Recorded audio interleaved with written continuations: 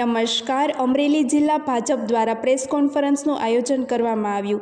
કેન્દ્ર સરકારની વીબીજી રામજી યોજના અંગે માહિતી આપવા માટે આ પ્રેસ કોન્ફરન્સ યોજાઈ.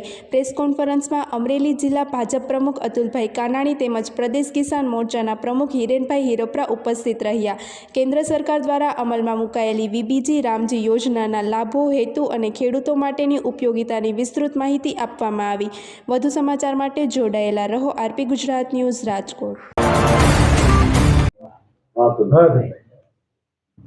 બધા જાણો છો, કેન્દ્ર સરકારે આદરણીય નરેન્દ્રભાઈ મોદી સાહેબના નેતૃત્વમાં એક બિલ રજૂ કરેલું છે 2025માં.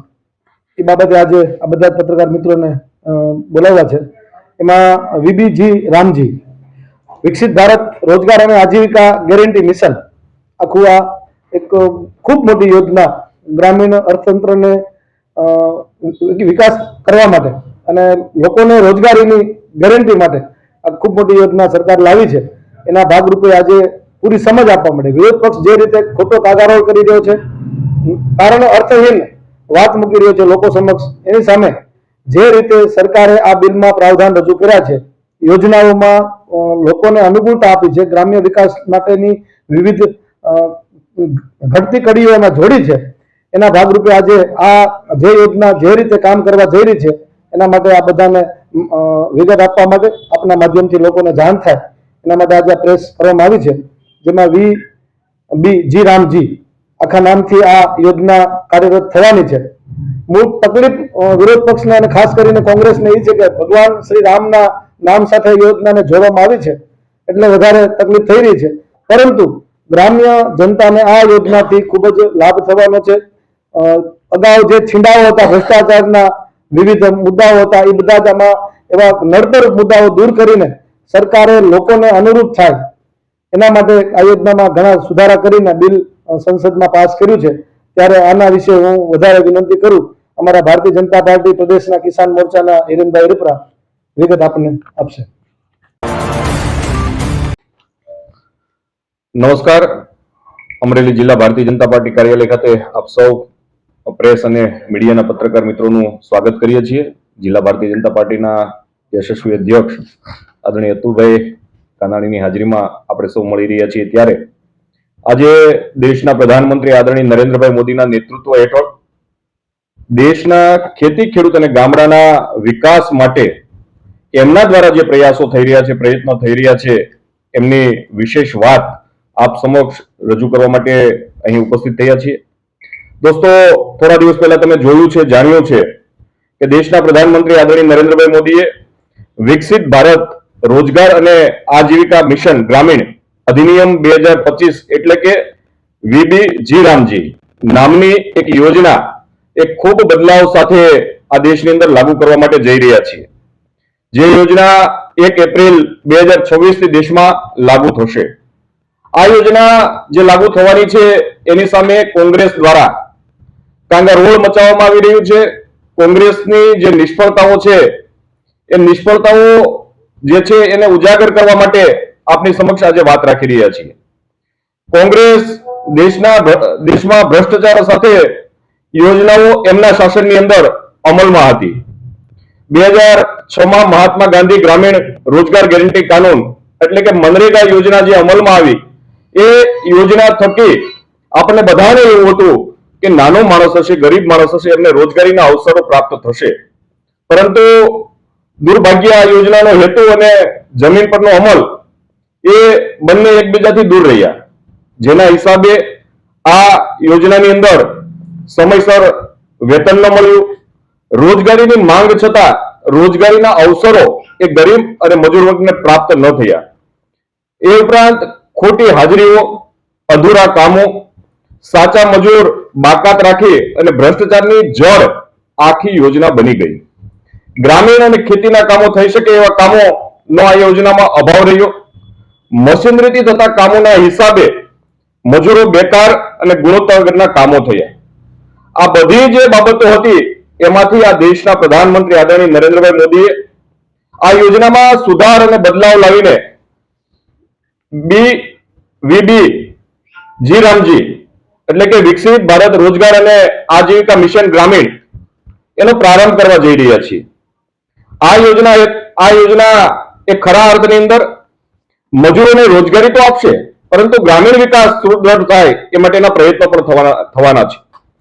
મનરેગા યોજના અનિશ્ચિત અને 100 દિવસની રોજગારીની ગેરંટીનો કોંગ્રેસનો એ વાયદો હતો, પરંતુ અહીં નરેન્દ્રભાઈ 125 દિવસની રોજગારી સુનિશ્ચિત કરવાના છે. સાથે સાથે દેશને વિકસિત ભારત 2047 ના દ્રષ્ટિકોણ સાથે આ યોજના બનાવવામાં આવી છે. આ યોજના રોજગાર લક્ષી તો છે જ, પરંતુ વિકસિત ભારતનું જે સપનું છે એ સપનું સાકાર થાય એ માટેના પ્રયત્નો પણ છે. ટકાઉ ગ્રામીણ વિકાસ, પાણીની સુરક્ષા, ગ્રામીણ ઇન્ફ્રાસ્ટ્રક્ચર, રસ્તા, બ્રિજ જેવા કામો પણ આ યોજના અંતર્ગત હવે લેવામાં આવશે, જેના હિસાબે ગામડાનો વિકાસ થશે અને સ્થાનિક મજૂરો છે એમને રોજગારી મળશે. ઉપરાંત જમીન સમતલ કરવી, ખેતીવાડીના રસ્તા રિપેરિંગ કરવા, તળાવો બનાવવા, ચેકડેમ બનાવવા, બોર અને કુવા રિચાર્જ કરવા, આવી બધી જે બધા જ કામો છે એ આ યોજના હેઠળ આવરી લેવામાં આવ્યા છે. એટલે કે મજૂરોને રોજગારી તો મળશે જ, પણ આવા સારા કામો પણ એ ખેતીના થવાના છે આ યોજના અંતર. ઉપરાંત લોકોને સ્થાનિક સ્તરે જો રોજગારી મળી રહે, મજૂરી મળી રહે, સારું વેતન મળી રહે, તો ગામડાની અંદરથી જે લોકો સ્થળાંતર થઈ રહ્યા છે એ સ્થળાંતર પણ આ યોજના અંતર્ગત અટકવાનું છે. સૌથી મોટી બાબત એ છે કે કામના 7 દિવસમાં જે મજૂરો છે એમને મજૂરીનું વેતન ચૂકવવામાં આવશે, અથવા તો મહત્તમ 15 દિવસની અંદર એમને વેતન ચૂકવી આપવામાં આવશે. જો ચૂકવણીમાં વિલંબ થાય તો દેશના પ્રધાનમંત્રી આદરણીય નરેન્દ્રભાઈએ નિર્ણય કર્યો છે કે એમનું જે વેતન બાકી છે એમના ઉપર જે રાષ્ટ્રીયકૃત બેંકોનું વ્યાજ છે એ પ્રકારે એમને વ્યાજ પણ ચૂકવવામાં આવશે. એટલે કે ગરીબોનું ખરા અર્થની અંદર શોષણ એ આ યોજનાની અંદર અટકશે એવો નિર્ણય દેશના પ્રધાનમંત્રી આદરણીય નરેન્દ્રભાઈ મોદીએ કર્યો છે. આ યોજના અંતર જે સુધારાઓ કરવામાં આવ્યા છે કે વિકસિત ભારત 2047 ની જે આપણે કલ્પના કરી રહ્યા છીએ, મહાસત્તાની જે કલ્પના કરી રહ્યા છીએ, એમાં ગ્રામ પંચાયતની યોજનાઓ સાથે વિકસિત ગ્રામ પંચાયત પ્લાન તૈયાર થશે. આ આખો વિકાસનો જે પ્લાન છે, રોજગારીનો પ્લાન છે, એ સરકાર નહીં પરંતુ ગ્રામ પંચાયત નક્કી કરશે.